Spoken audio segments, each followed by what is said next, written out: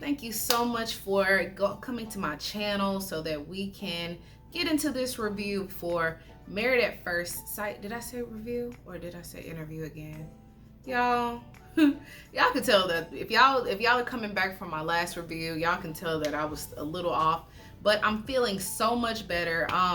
Thank you again for coming and tuning in. Before we get started, please hit that subscribe button, okay? Hit it for me, okay? I'm at $1.99. Let's end this month off right with a cool 200 plus, okay? I mean, let's start expanding this family, okay? I am getting myself together for you all, okay? So, okay. Last night was better because it's still a little late. It's still a little, but that's because Zach and Michaela have not been on the scene. Tell me I'm wrong. It's picking up, you know, but there's not a lot of entertainment. It's just a lot of talking points that goes into these episodes because Michaela and Zach are not on the scene like that because Zach, you know, has COVID. So yeah, but I still enjoyed it for what it was. I'll start with the couple, like the from the less talking points on to more talking points because I did have a lot. So let's get into it. Okay, so we're still gonna do the same format again until I start to get the rhythm of this show, because the way that they format it, I just feel like it's all over the place, and I can't, when I'm writing my notes, I can't catch it scene by scene. So we're just gonna keep this blocked in as far as the couples are concerned per scene with the couples. So the first couple that I have listed is Michaela and Zach. Zach is on his couples cam, and he's basically saying he's trying to get better. He's almost at 100%, but he feels like he let Michaela down. How did you let Michaela down? Not unless you were out here just super reckless. I'm trying to figure out how it is that you let her down with a virus that is not even being controlled. Like, yes, we have the vaccinations. Yes, we have the mask. But since this is so political, there are other people who don't believe in masks. There's people who don't believe in vaccines. So there's no real control over this virus. So how could you have let her down if there's nothing we can do about the vaccine? That's just like saying I let her down because I caught the flu, or I let her down because I got a stomach bug. Like, you can't control this, Zach. Like, I just want you to stop saying that. I want you to stop saying that you want that she, you know, that you don't want her to resent you. That and if she put that on him, like, shame on you, because nobody, man, woman, non-binary, should ever feel like once they get sick they've let somebody down. Especially if it's to the point of they can't control it. I could see if they had a illness that they had to take care of, but this is something that the only way you can stay on top of it is if you keep your mask on, get vaccinated or not, social distance, and you can still get it. So it's like, it just frustrates me hearing that from him. Like, you're not doing anything wrong. Like, please stop. But anyways, next, so Brett and Ryan, they go to do some water activities, and Brett is afraid of water creatures, but they're going kayaking, and I'm just like, all right, I guess, you know, she's gonna troop it out for Ryan because that's what Ryan wants to do. And they're kayaking and they're doing good so far, and it's all, you know, great. And what I liked that Ryan did was he asked her, what can he do if something was to happen or make her scared? What can he do to make her more comfortable? What would he like for them to do? Things in that nature. And I appreciated that because, you know, with the airplane situation, it just seemed like he was just over it with her. And I'm glad that he was more patient this time with Brett in that regard to her fears. And Brett keeps saying, you know, I'm not an outdoor girl. I'm not you know, I don't do creatures. I don't do, you know, animals, and I don't listen to country music, and I don't, you know, she's not outdoorsy, basically. And to be honest, she kind of sounds sheltered in a way. But I got it. And I feel like the experts kind of fumbled the bag with this one, because why would y'all match these two people up who have completely polar opposites when it comes to their interests and different political views? Like, was that not something on the survey that was like, hey, what's your political view? Like, what, like, why, or is you know, political views important to you? Like, I'm wondering, because, or not unless that is a section on there and they just didn't answer it, you know, honestly, because that is important. Anyways, we'll get to that. But he was being patient with her in that regard. But once they got out onto the water and they seen the manatee, I'm sorry, my mouth is so dry. And they seen the manatee, I didn't like that Ryan was trying to force her to look at it. You know, like, if she's already out there on the water with you, clearly she's already taken a risk, or, you know, or trying to overcome her fears anyways. Bro, don't make me look at this. So when he said, well, if you don't want to do it, you know, and we can get off and look over the bridge and look at manatees and go pick flowers. It was so sarcastic. And I was just like, oh, Ryan. Oh, their last night in the hotel, or in the Keys, they were making a toast. And I noticed that when they were making the toast, Brett said, to all the love letters that I'm gonna write you. And then Ryan goes, to all the maybe babies. It's like, he just keeps showing that he is not into Brett as much as she is into him. And I'm just interested as to how this is going to play out. Y'all, please let me know down in the comments. How do you think it's going to pan out for Brett and Ryan? Y'all have to hit me up in these comments. Let me know. You know what I'm saying? Don't be shy. I'm not confrontational at all, I promise. So just let me know. Okay, so Marilyn Gil, still, it wasn't a whole lot with them this episode, thank God, because listen, I can only take so much of Mirla. I think she's just a wet blanket. She's not very inviting. She's a stick in the mud, a prude. Like,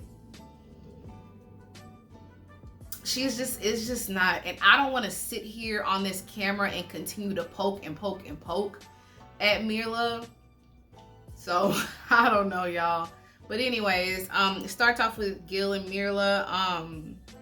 Gil brings up the last name, him or Mirla taking his last name, and Mirla basically says no. He even tries to give her different options because of their Mexican heritage or their Hispanic heritage. My apologies if I messed up. And she's like, I don't want no long name, and you know, like, she gave all of the excuses before she said, well, I want to keep my last name because of my father. And that could very well be. I remember her saying this before, but I feel like I feel like Mirla isn't attracted to Gil, or she doesn't feel like he's worthy, or she just doesn't like him. Because she is just way too, cold with Gil. She's way too cold. Like, they have their moments where they laugh and whatever. But she shoots down everything that he does or says. Everything. So I just don't think that Mirla sees it for Gil. And, she says that, she said when they had gotten married that she looked past the whole ball thing. But honestly, guys, I really don't believe that. I don't believe it. I don't think she finds him attractive. Like, I really don't. Even, like, at this point, something should have changed between them intimately. But she's still cold as ice.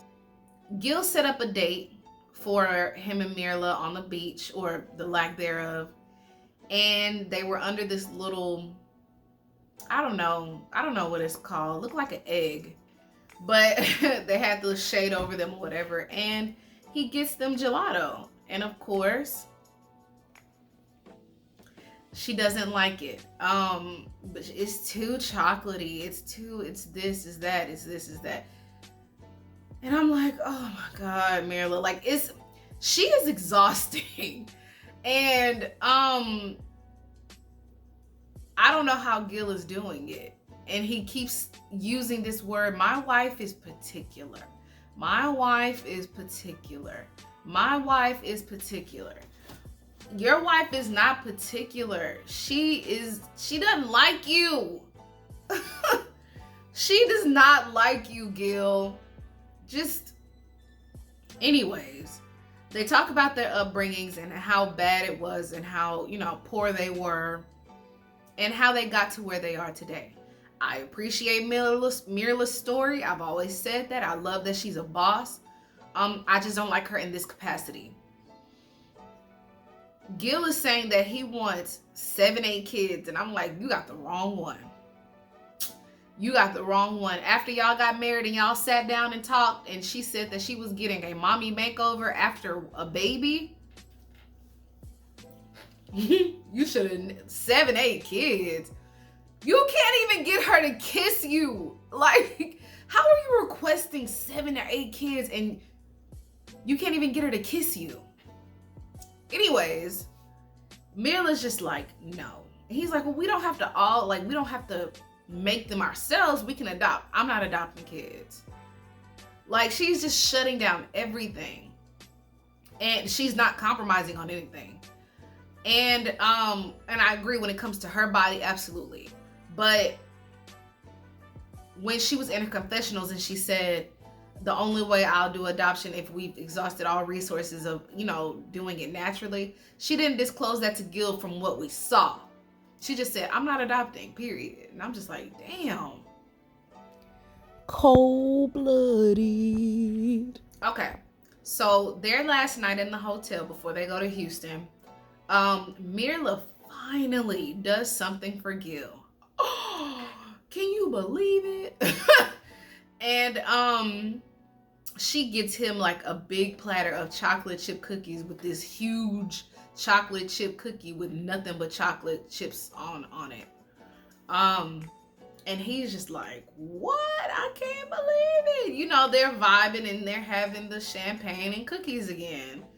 So Mirla basically, he's just like, he was saying that the way that they are bonding now, he wished they had more time in Florida. And Mirla is just like, no, I'm ready to go back to Houston and start building a life with you. And I was like, oh my word. You ready to do what?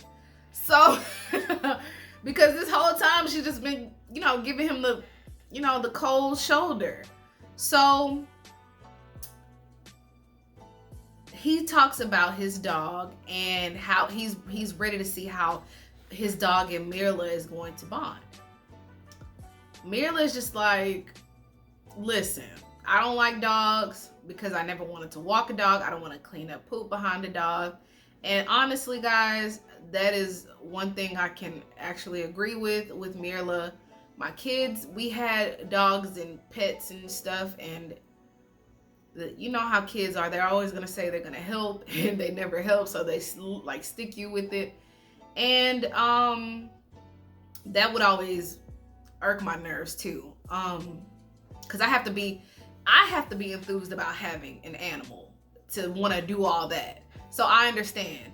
But Gil, he's just like, well, when I work 2 24-hour shifts, I have a dog walker, but they're going to be given the couples apartments when they get back to Houston. So he's just like, well, I'm not going to get another dog walker if I already have one. And here's my thing. This is an issue that I have when it comes to traditionalists in marriage. When men, and I'm not saying this is Gil, but this is just an instance. When men marry women, I feel like it's solely because of the labor that they can get from free labor from women.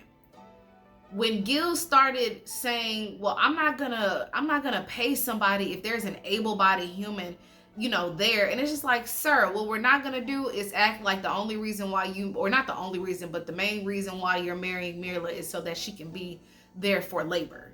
That's not what we're going to do. You can pay another damn walker and put the other walker on pause because there'll be no dog to walk.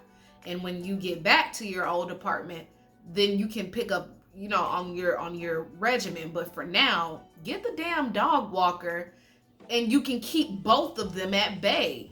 But don't sit there and act like she has to do this. Like, no, she's not a damn slave. You don't get married just so somebody can give you free fucking labor. That is something that I was not okay with. I was not okay with that. Anyways, so he basically said, I guess because Mirla's not interested in the dog, he's just like, that makes me not even want to get to know you. And I'm like, I feel like I think that was the straw that broke the camel's back. Because Gil he's trying, right? He's trying, and he keeps trying, and she just keeps shooting him down. And clearly, men and their dogs are pet lovers, and they're, animals.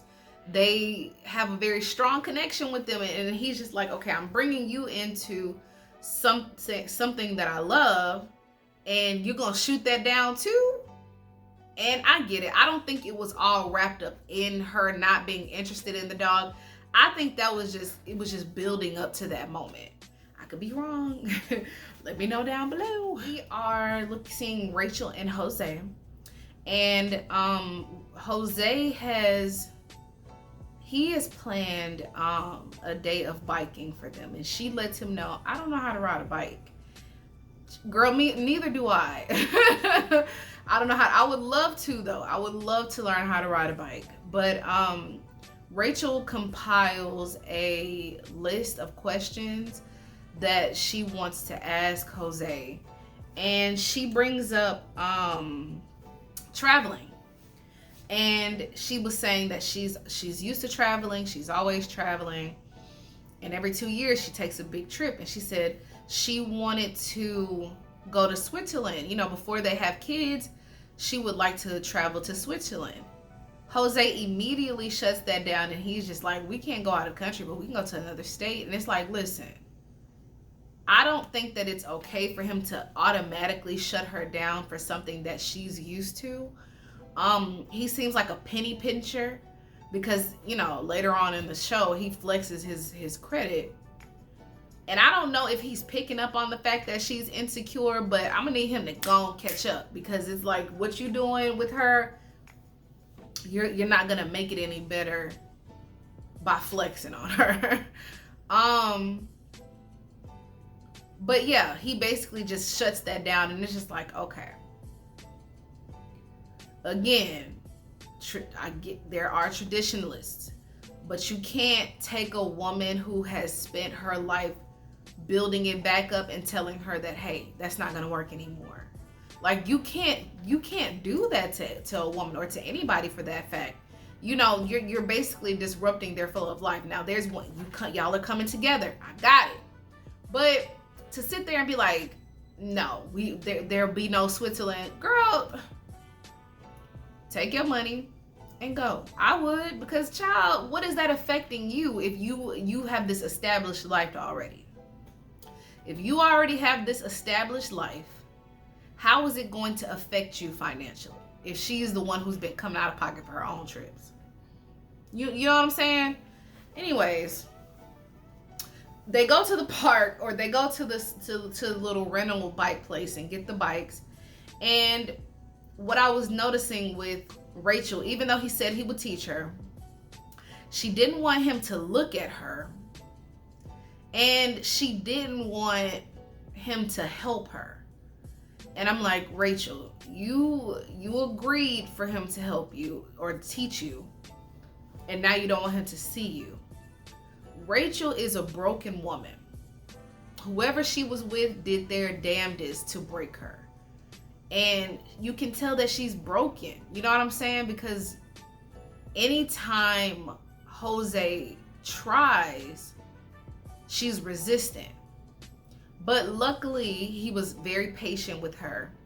And when they finally got it going, it was great. It was cute to watch. I still love them. I still love them as a couple.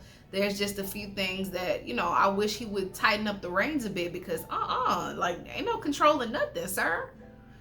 But anyways, I'm glad that when they sat down, she brought up the joint bank accounts again, because what you're not gonna do is take my whole check and do with you will. Like that's a big hell no for me.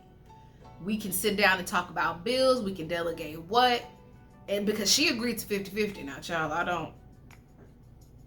But she agreed to 50-50. That means y'all can sit down and go over each itemized, you know, list and say, okay, you take care of this, you take care of that, you take care of this, and do that. But what you're not going to do is say, give me your check, and then I'll let you have what's left. Sir, bye. They go on a beach date, and Rachel brings up sex. I thought they would have already done it by now. You know, I thought. But Jose is very, you know, reserved about this subject. And I'm just like, what's going on, Jose? Something to hide? Like, what's happening? Because, you know, it's bound to come up. And he was talking about if my partner isn't checking off all my boxes, then, you know, that's a no for me. And it's just like, I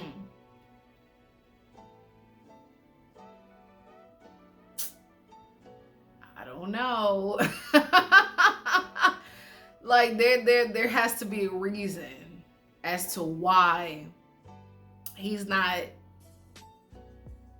giving her the goods. And I wonder if it's because he's insecure about, I wonder if it stems back to when they were getting married and she said that she was in it for the personality and not the physical appearances. And I wonder if it's because he feels like she's not attracted to him, or if he's overcompensating with his life because he ain't got it where he needs to have it. Who knows? Like, who knows? But that's where I'm thinking. And he's just kind of like, well, if nobody checks off all my boxes, then I just can't. And I'm just like, oh, child. Jose got some splaining to do. Val and Johnny. So they start off and they talk about the snoring thing again. And they're having an honest conversation. And Johnny basically says, you know, if they were just dating, he would have left. Here's my thing. Johnny, that seems to be your problem. You're trying to find perfection. You're never going to get perfection because somebody is always going to have quirks. issues, baggage. Is always going to be something with the person that's not going to meet all of your standards. That's not how this works. So the fact that if y'all were just dating and y'all were having this conversation, you would have ran. It's just like, damn, what do you want from a person? Because the only thing that I can break it down to is perfection. And it's like, well, that's why you've been on 100 first dates, brother, because you won't give anybody a chance. I could see if you just met 100 crazies, but I'm sure out of the 100 people that you've gone on a date with, they've not all been crazy. Anyways, and here's another thing that I don't think Johnny is understanding. When you are bound to another person, now they're bound legally, or you're in this relationship with another person, it's not about just your feelings anymore. If you have an insecurity and you want her to be understanding about said insecurity, no matter how ridiculous she may think it is, if you want her to be understanding, you have to do the same. Reciprocity in a relationship is very important. It's top tier. And you can't keep saying that you're gonna run every time she does something you don't like. That would start making an insecurity in me. That every time I do something, you're gonna, or say something, you're gonna run, or you're gonna vocalize to me that you would have ran. That's not giving me any security in this relationship, that you're not gonna tough it out with me, or you're not gonna be understanding of what it is that I have going on as far as the insecurity is concerned. That, oh, bow. And I can tell, especially in this episode, she is really trying.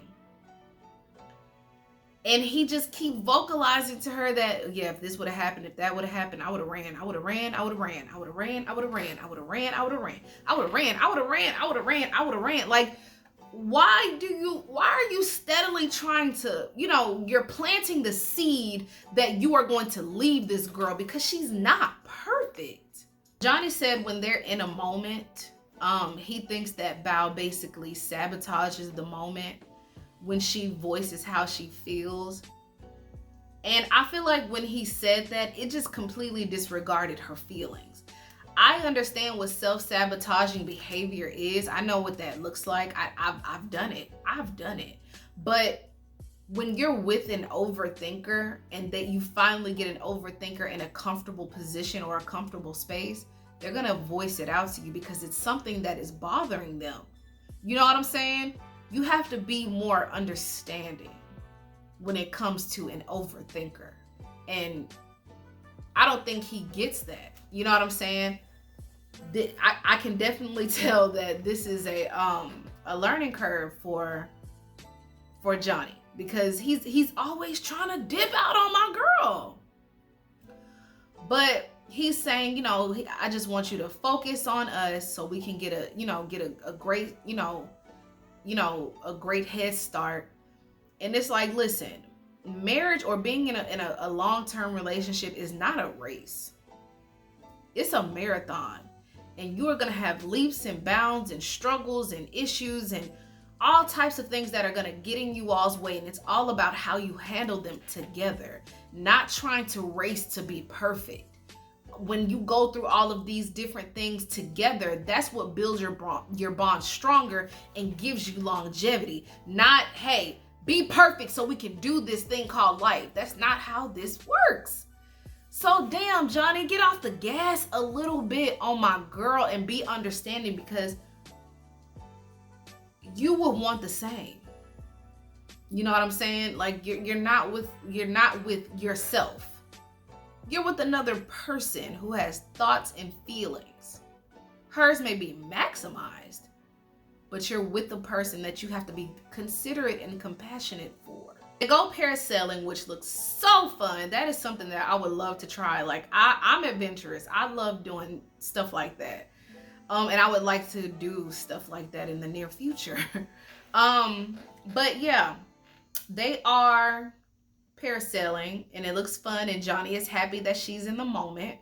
And once they're done, he talks about them moving in together. But he has very, very high demands, or he likes he's particular about what he likes when it comes to his home space.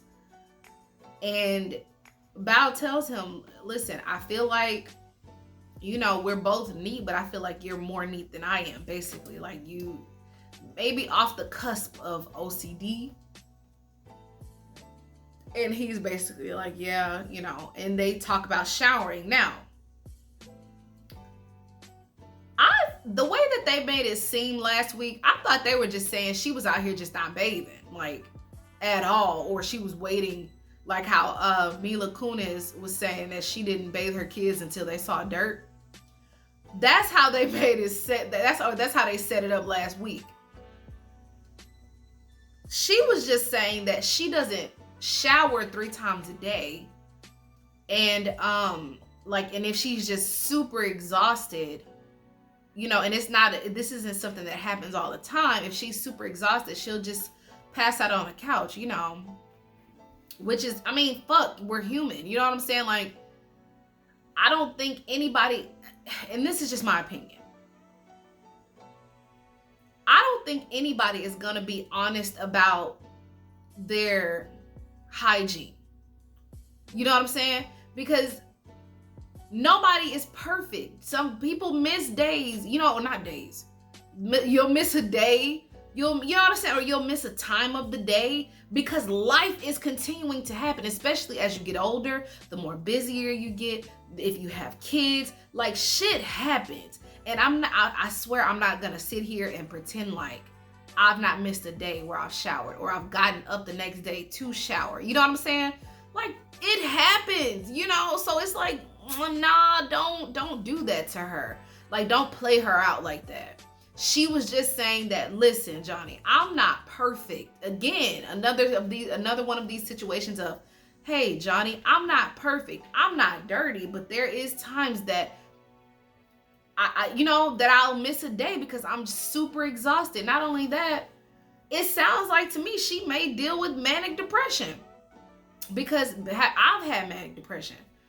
And manic depression, that shit will keep you down. It feels like somebody is laying 5 wet blankets on top of you and telling you to get up. It leaves your body feeling tired and or paralyzed, for that fact. So when she was describing, like, there's been times where she's just gone without, it sounds like depression.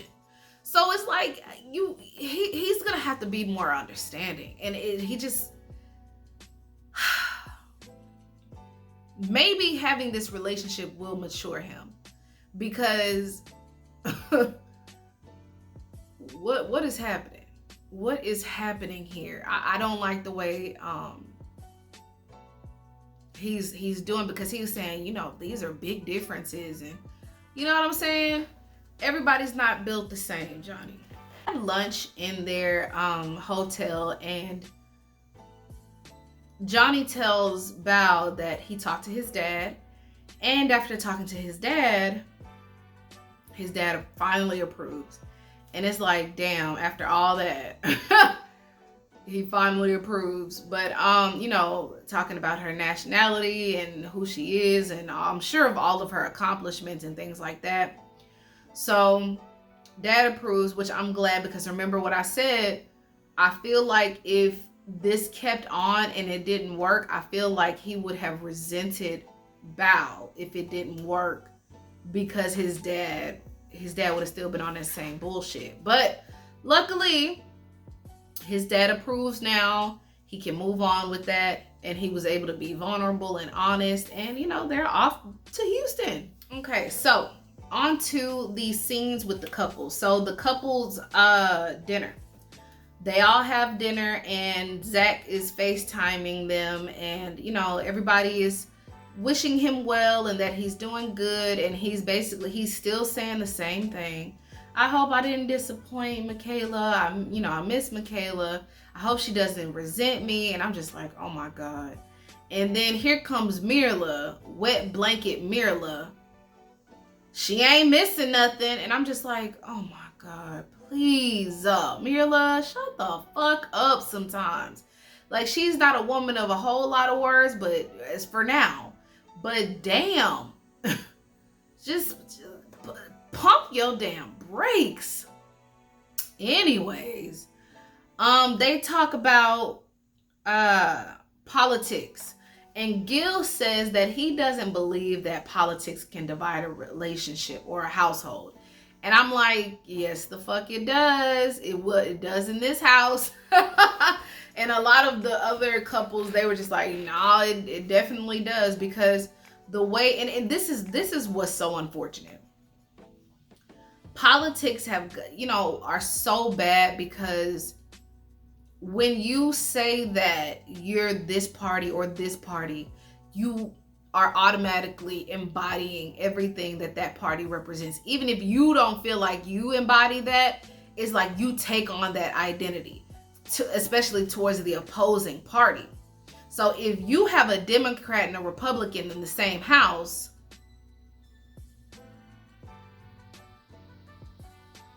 especially after these last 4 years, it's not gonna work, because the left and the right and the extreme and it's gonna bring on conflict. Now, if you have people who aren't interested in politics like that, or could really go either way, or you know what I'm saying, whatever, it'll work. But I don't agree with Gil on that one. Johnny asks who consummated the marriage. Everybody's quiet and everybody's assuming that Rachel and Jose has, and they're just like, no. And people in their like Bao and Johnny in their confessions, it's like they have a hot, steamy relationship. It just looks so sexy and hot and steamy. And yes, it does look like that, but Jose is not giving up the goods, okay? He's not giving them up, okay? She has to check all his boxes. So I'm sure he's gonna have to check her credit score. Child, help Rachel. Help her. Okay, so the couples go on a boat, like a little boating trip, to do some paddle boarding. The Never Have I Ever, it really wasn't as spicy as I guess the producers wanted it to be, because I was just like, like Jose talking about, I can't believe I'm with a cheater, because cheaters, once you cheat, it's just, again, this expectation of perfection. Please get off the gas, sir. You don't know what the circumstances were. You don't know nothing. All you know is that she admitted to cheating, and that takes some, that being honest like that should be a redeeming quality. But I guess you've made your mind up, so maybe she can't, check off one of those boxes you have. Anyways, so they made this big ass deal about Johnny not being able to turn on the paddle boat, and here comes Ryan Super Save-A-Ho. I'll go get him. I can go get him. Just give me a paddle boat and I go get him. Like, sir, we don't need you to save this grown ass man in waist deep water. Just Johnny was able to turn himself around, but it was the music, y'all. It was the music that they were playing, that like they were gonna let something happen to this man. They were not gonna let something happen to him. Lifetime is not gonna let an accident like that be on their dime. They're not. They have safety precautions in place. So I rolled my eyes at that, because I was just like, Anyways, while on the boat, they the ladies were talking about their roles in their relationships, and how they don't know what to do, because the men are being super attentive, waiting on them, bringing them coffee, bringing them this, doing that, doing this, doing that. And Mirla made a good point. Pause for reaction. she was just like, this is just the honeymoon. You know what I'm saying? So it's easy right now. Things are easy. You have to start filling those roles out once you get home. So I did understand that. But then the ladies were saying that this experience has been forcing them to have a deeper experience than being on a superficial level, which I can appreciate. But y'all know who was silent during that conversation? Marilyn. And that is my indicator that she is not attracted to Gil. She said that this man had a nice smile and kind eyes.